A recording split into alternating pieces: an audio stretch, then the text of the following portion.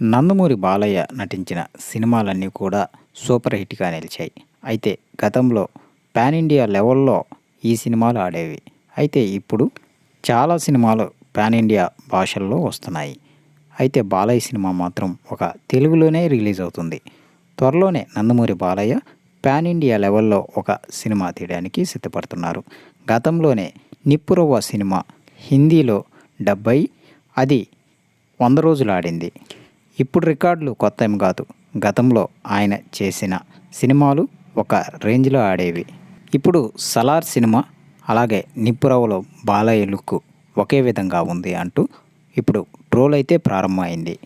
అయితే ఎప్పుడు కూడా వివాదాస్పదాలకు మారుపేరైనటువంటి రామ్ గోపాల్ వర్మ ఇదే టాపిక్‌ని లేవనెత్తారు.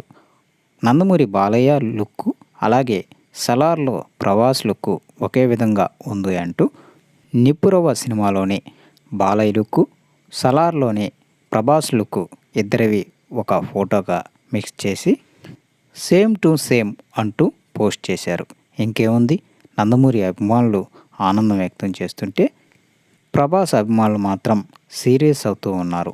ఏదేమైనా ఇక ఎవరి మాట వినరు రామ్ గోపాల్ వర్మ. సో ఇది ఫ్రెండ్స్, వీడియో నచ్చినట్లయితే షేర్ చేయండి, అలాగే ఛానల్ని సబ్స్క్రైబ్ చేయండి.